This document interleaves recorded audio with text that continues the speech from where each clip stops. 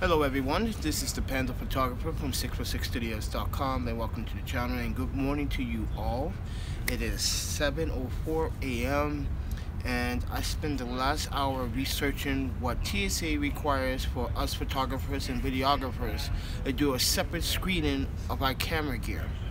Now, I did confirm that it also includes lenses because lenses have contronic components inside, so you're going to have to actually put the lenses inside the bin. So that's another disappointing fact about this screening process. So for some of us photographers and videographers, we do not like the fact that a TSA agent that is not skilled or trained to handle fragile material like camera gears, because sensors are very fragile, to overlook our gear as if it's a threat to national security. Now, in my opinion, I believe that this procedure was really tested because I was a victim of this a while back in New York City at JFK Airport, and where I was actually in JFK Airport for 12 hours. And not for that, but through the screening process, they told me to take out my camera and put it in the bin. I said I never had to do that ever. They said, well, we're doing a new procedure. But it turns out, petapixels.com, when I read that email and clicked that email link, I said, yep, here we go. This is the start of it.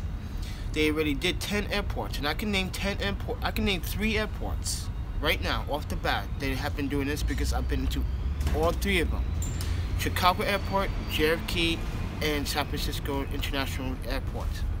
So, for any of you videographers and photographers, I got some tips that probably will help you along the way. So, here's one of my tips. Put these key rings onto your camera. Then you can take a lock or a long lantern lock that you attach to your computer to lock it down to your computer desk or computer office or library, and whip it through here and lock it to something else inside the bin. So the TSA agent is required to check the camera on the spot and not take your camera out the bin and take it somewhere else. Therefore, your camera won't be stolen. Second of all, I would definitely recommend getting a case, a small case the size of your camera for the camera body. It's important because TSA agents, like I said, are not professionally or educationally trained to handle fragile material like this, because this costs thousands of dollars, and we do not want the TSA to absolutely break our most valuable gear when we're on a shoot or a job, especially if you're traveling to a job or a wedding or a video shoot. So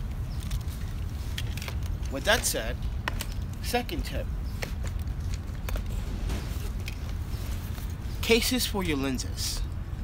Make sure don't throw away the cases to your lenses, please. No matter what you do not throw away the cases to your lenses, because this is going to protect the lens. And I confirmed that long as the lens is protected and in the pin, they should not take it out the case for no reason whatsoever.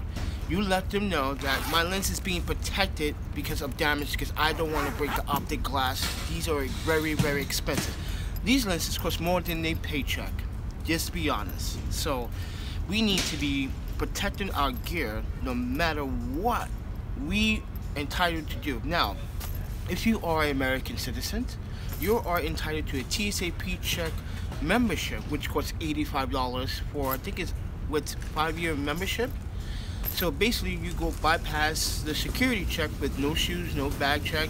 Well, you do get a bag check through the x-ray, but you don't have to take off your shoes, you don't have to pull out your laptop or your camera gear.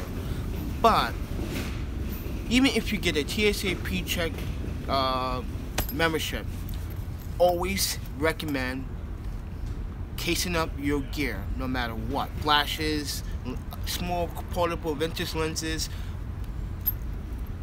protect them with cases no matter what. Second tip I want to give you guys is GPS tags. Now you got Tile, you got other GPS tags that you can buy online for really affordable, between $50 and $150. Those will work very well. You can track your luggage, especially Pelican cases, wherever they go. So if you have to check in a camera case, please do so with care. Make sure you have TSA locks, and make sure that you have zip ties on the locks just in case they do want to break into it. And make sure that everything in the Pelican case is tied up together and locked down into the Pelican case. So yes, you will have to take the cameras out your Pelican case. Bags, small bags, doesn't matter if there's portable, compact cameras, DSLR or mirrorless cameras, lenses are entitled into this separate search. So with that said, I really am not happy with the procedure, because this happened to me in JFK a couple months ago, and I felt really violated that I wasn't aware of this procedure, this testing. And I feel that the TSA is doing this because either they got a warning or they got a threat about using cameras as a way of sneaking harmful material into the airport, which is impossible, because let's be honest, camera bodies are really hard to take apart. And there's so many components, and there's really no room for all that stuff. Oh, and by the way, just to remind you guys, batteries must be actually put out in the bin as well, in a separate compartment. So therefore, if you have the batteries in the grips, you can leave them in the grips, but if you have separate batteries out, you have to like take them out. So other than that said, what about strobes? What about flashes? Flashes, speed lights and strobes must be taken out if you're bringing them on board and you want to make sure that they're okay. You're going to have to actually get those checked as well. Those are part of the camera requirements, because they're a part of the camera equipment category. So you're going to have to check and make sure that you do the procedures. But like I said, when you're on the line, you're going to have to wait a little bit longer. This is going to hold up a lot of the wait time on the line, because we don't want to be on the line longer than we have to. But now we're going to have to be on the line for even much longer, because now TSA has required that it's going to roll out in every single international airport across the United States in the next few months. So they already did it at 10 national airports. So I'm going to see the 10 airports that have been doing this, and I'm going to name off the bat: Washington D.C., JFK, Newark, Chicago, San Francisco, LAX, Texas International Airport, or Houston International Airport, Miami, what else airport? Phoenix, basically Las Vegas. So those are the airports they've been doing this testing, the major airports. And you just don't realize it, but when they take someone from the aisle and said, you must stuff everything out the bag, that is a camera check. They take the camera, put it in, you have to put the camera in the bin, you know that you've been a camera check. So if you've been a victim of this before this has been decided, let us know down in the comments below. As a Panda photographer, I wanted to provide you with this information as soon as possible, because I think it's important for us photographers and videographers, filmmakers, directors, producers, artists, and YouTubers, that this is getting out of control with TSA. First, we have TSA groping children and elderly women.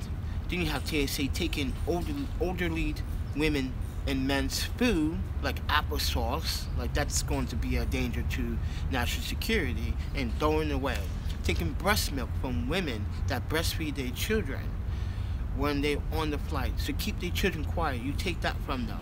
Very unorthodox. Yes, there's some procedures that you have to make sure that you call in to make sure that you get checked in, and it's been clear, these things, applesauce, breast milk, it has been clear through TSA that the mothers are required to feed their elderly parents, or nephews have to feed the elderly grandparents, and mothers are allowed to feed their children. But not only that, people being groped. In the last year, there have been 3 arrests of TSA agents that I read that have been going to jail for child molestation and sex trafficking. What do you know? And they are the ones that doing our security check. I find this a little bit unorthodox, but I feel this really unsecure. I don't trust TSA agents that are not been screened properly, not trained properly, not told what you should and should not do. Not just that, not told what the laws are, because TSA agents don't even know their own policy when they should be knowing their policy. And they think as soon as they work for a government, they have power. You are an employee of a government. That doesn't mean that you have power. That means that you have to also abide the law by respecting the public's rights and listen, for one, about if someone says I have my First Amendment right, you have to listen no matter what. You are a citizen as well.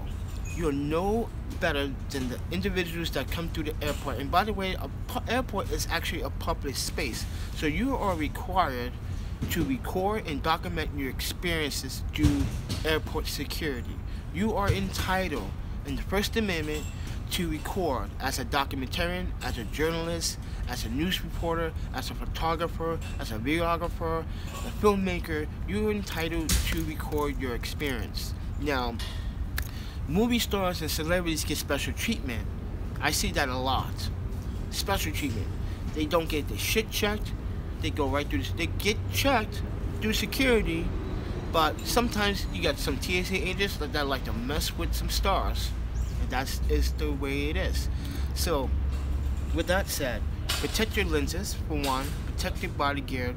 Make sure you lock them up all together.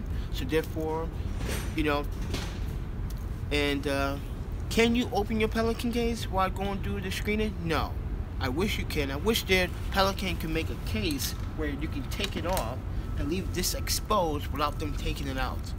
That would be cool, Pelican. If you have a case that can still be waterproof, certified waterproof, pressurized, but can take it off the latches, where you can absolutely have less time doing with TSA, so you can just like, oh, this is my bin.